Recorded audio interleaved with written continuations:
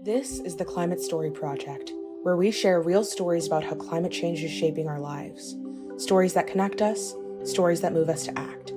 This is a project of the New York Climate Exchange, a nonprofit organization that's accelerating climate solutions through our unique partnership model and climate campus on Governor's Island.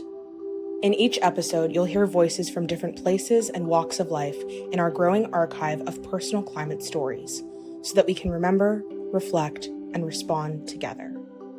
The story you're about to hear is from Caleb Smith. Caleb is a Resilience Coordinator at We Act for Environmental Justice, a partner of the New York Climate Exchange.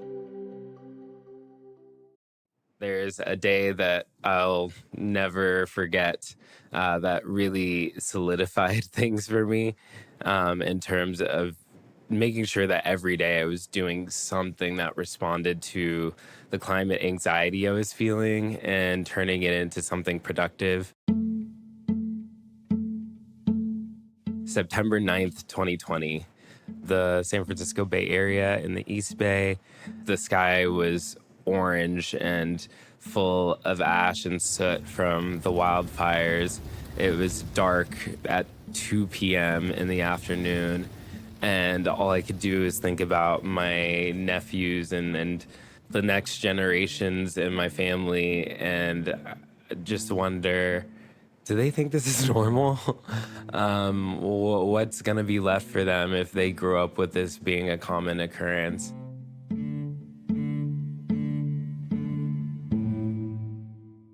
In the Bay Area, the homeless population is visible in ways that it's not here in New York City. Especially in Oakland, there are large encampments.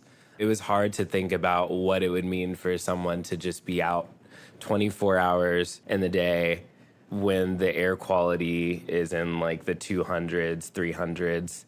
All the people that were displaced from the more rural areas that were directly displaced by wildfires, that was a serious hit as well. I also couldn't help but think about my parents, particularly my mom and my grandparents, because my mom is a kidney transplant recipient and my grandparents are older, and thinking about how the air quality was affecting them. And this is all happening in the midst of a pandemic. It was pretty scary. So that was like a real epiphany for me. How, if I am just doing any old job, am I supposed to act like I'm not thinking about this instead? I started working more on environmental issues and with the chief resiliency officer in the city of Oakland on community-based projects that address air quality and climate issues. That was really, I think, what cemented me to come to New York, get my master's at Columbia. I came here knowing that I experience climate differently than I would in California, but I think actually living it was a totally different thing. In particular, the humid heat. And my first year in New York as a grad student, I didn't have air conditioning, and I couldn't put in an air conditioning unit because I was on a fire escape. And I found these little tiny evaporative cooling units.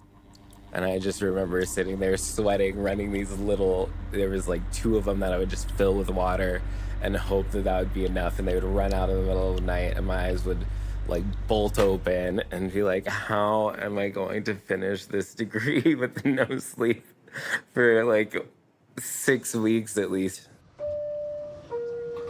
While I was in my master's in public administration program, I was connected to the We Act first Cecil Corbin Mark Fellowship Program, and I applied. And directly after graduating from my program, I had been working at We Act ever since. So the We Act membership area is northern Manhattan.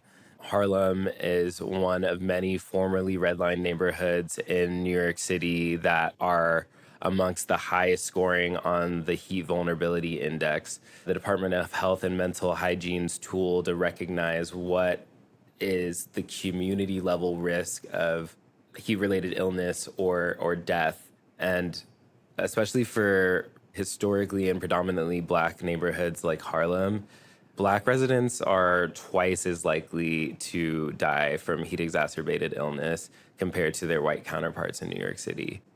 Like, that's a really stark difference.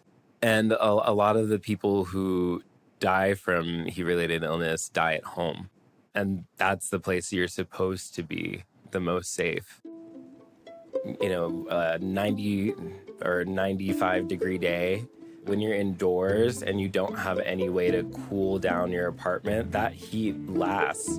The buildings trap a lot of heat. There is research that draws linkages between higher rates of violent crime in the summer. And outside of that, our mental health and our energy levels, I think, also have an economic impact as well. Especially thinking about professions like construction, if people don't have access to shade or air conditioning, breaks, or the right to acclimatize to a new, hotter climate when people are first starting on the job, that can result in accidents, sometimes end up in deaths, and then they come home, and if they don't have access to cooling, it can have very serious knock-on effects. I think there's a sort of gap in making this information grounded and practical for people in a way that doesn't become overwhelming and hard to retain. Keeping it actionable is the most important thing. In New York City, I think we're in one of the better places in the country because we're extremely data rich. There's a lot of really smart and passionate people working in city government to address these issues, but where there's less resources, lower capacity for research and community outreach, I think people have to sort of create the solutions, show that they work, and then bring them to government. People should feel empowered to organize their neighbors, their friends, their loved ones to respond to the needs that they see as climate change disrupts our lives in a variety of different ways. You don't have to wait for anyone to move that work forward. Maybe we can try to sort of imitate other ways of living and learn from cultures that have a much more harmonious and right relationship with nature. That should be, in my opinion, the future that we want to live in. This story is part of the Climate Story Project. To find more stories and learn more about the New York Climate Exchange, visit nyclimateexchange.org and follow us on LinkedIn and Instagram. This episode was produced by Kylie Miller. Thanks for listening.